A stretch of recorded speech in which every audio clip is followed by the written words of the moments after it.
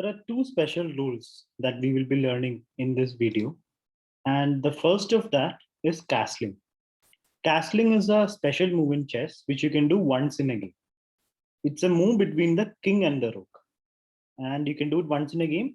And the purpose of castling is to get the king to a safe place. So let me show you how it is done.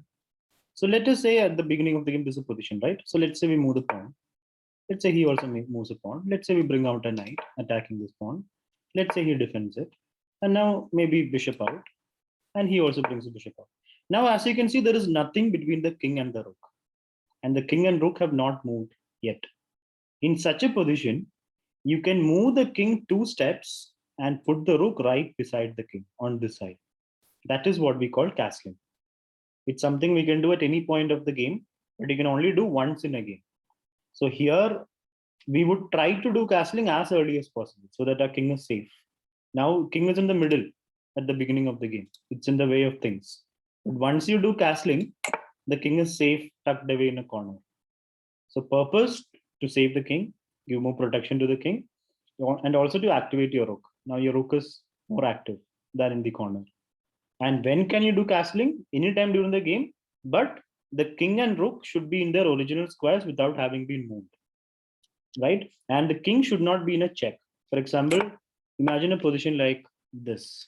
Sorry, let's say he makes a move and we make a move and he moves his bishop here. So now your king is in a check. Here you cannot do castling. Here you have to get out of the check, and then if the king has not moved yet, you can do castling. For example, here, if you move the king, you can never do castling. Castling is out the window because castling is possible only when your king and rook haven't moved yet. So here, once you move your king, even if you go back later, you still cannot castle. So instead of moving the king, we can just block. We can just block the check, and now when he makes a move, now we can do castling, right? We move the king 2 steps and put the rook right beside the king. So in online chess, the castling, the rook move happens automatically. When you just move the king 2 steps, rook will automatically come beside your king. When you're playing offline, you have to put the king 2 steps and pick up the rook and also put it right beside the king. And another thing is you can do castling on either side of the board. For example, in this position, let's say we played this.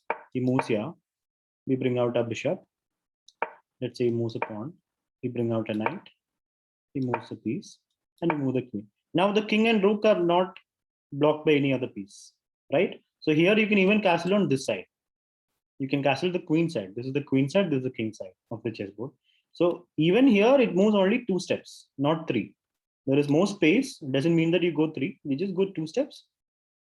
Sorry, after black's move, we just go 2 steps and the rook comes beside your king. So this is castling. So again, you cannot castle when you're in a check, and the king and rook should be in their original squares without having moved yet. For example, if you move the rook, now you cannot castle this side because you've already moved this rook, but the king hasn't moved, which means you can still castle the king, but not on this side, but this side you can move because the rook on this side hasn't moved yet, right? So castling is possible. And one last thing about castling is you cannot castle if you're passing through a check or into a check. For example, let us say we move the pawn, he moves his bishop, we move the bishop out, he captures a bishop, we take back, and let's say he moves his queen. Let's say we move a knight. Let's say he moves his pawn. Now we want to castle. We want to put our king safe. But then here we cannot castle because there is a block. The king is passing through a check. So king cannot pass through a check. There is a queen over here, right? So here you cannot do castling because the king is passing through a check. And also if the king is ending up in a check, you cannot castle. So there should be no check on this square, and this square. Only then the king can castle. For example, let us say this bishop is here. We moved a knight somewhere. He moves his knight. We move our pawn. And let's say he does castling. Okay. Now we want to do castling, but we can't. Why? Because there's a bishop over here. If you do castling, you'll be ending up in a check, which you can't. So that means castling is not possible now. If you block it somehow, let's say we move the pawn forward. It's a bad one, I'm just showing you. And he moves his bishop back. Now we can do castling. There is no blockage now, right? There is no check on the wall.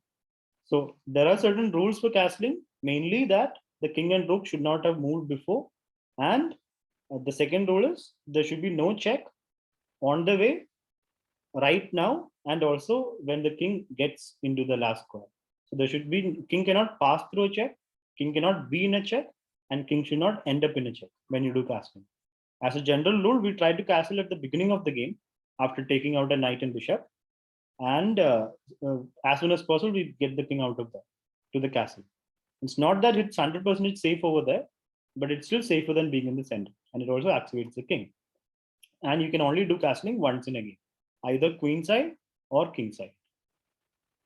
Now, to help you understand castling, let me show you some positions where you can decide whether castling is possible or not. In this position, can you do castling for white? The answer is no, because rook has already moved. So castling is not possible.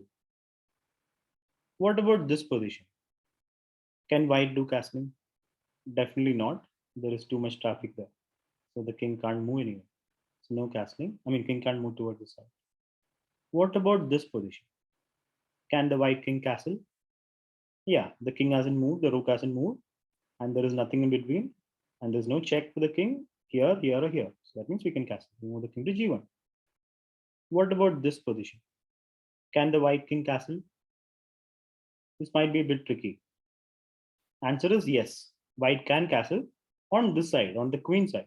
On the king side, there is traffic, so we can't go there. But on the queen side, you can castle, right? King 2 steps and rook to d1. What about this position? Can we castle? We are black. Again, yes. King can castle in this position, no problems. What about this position? Can the black king castle in this position? Looks similar to last one, but is there a difference? Here you cannot castle. Do you know why? Because you're in a check. White is attacking the king. So castling is not possible in this position.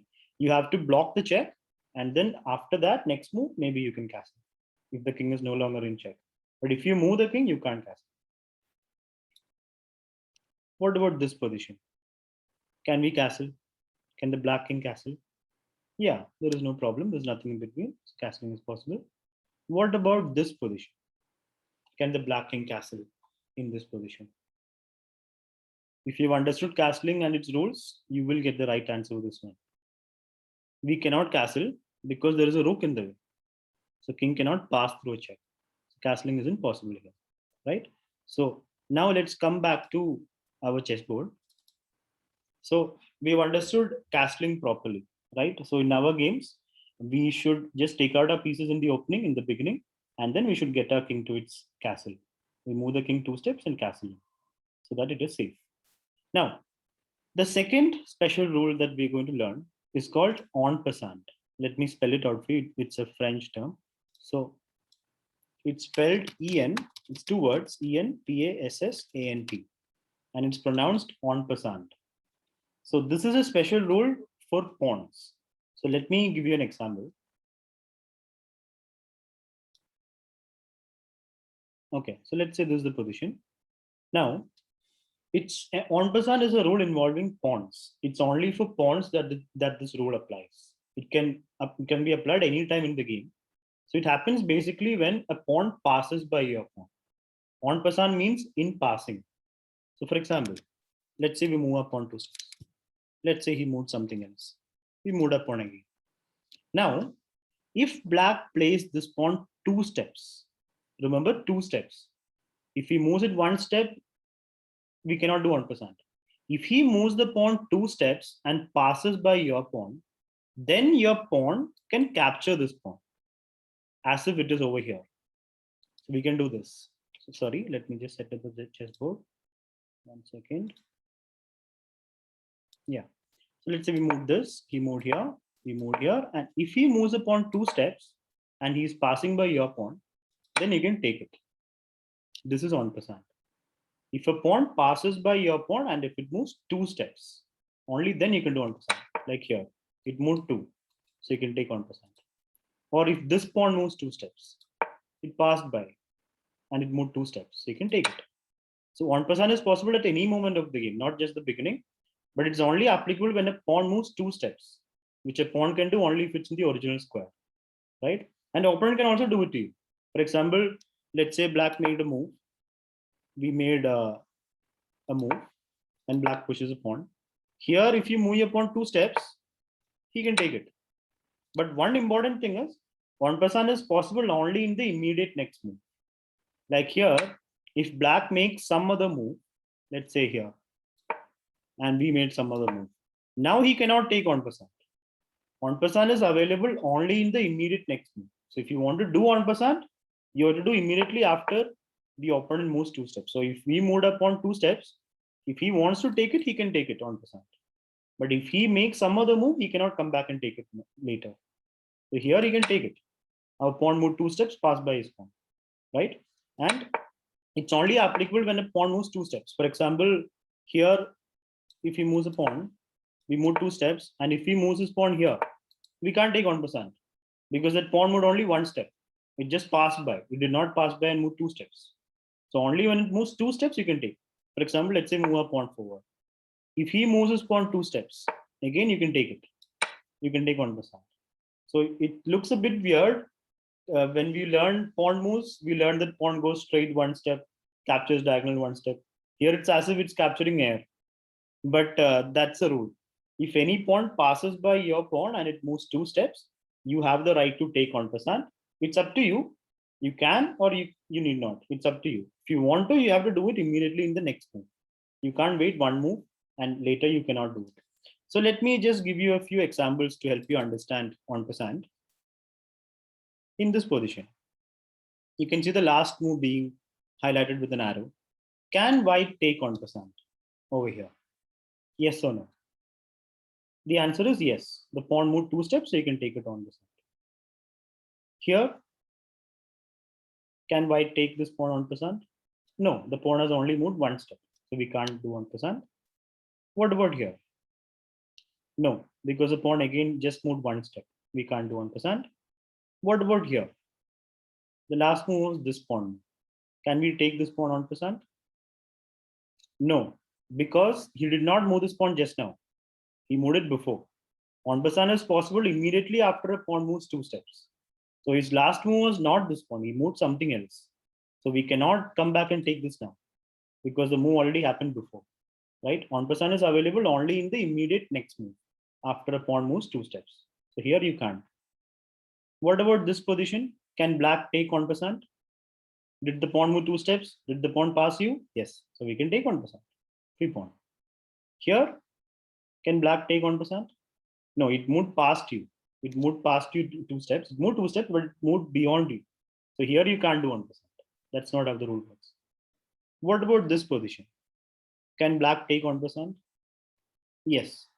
2 steps, so we can just take it. And what about this position? White has just moved this pawn. Can we take en passant? We cannot, because the pawn did not move 2 steps. It moved only 1 step, right? So en passant is not possible.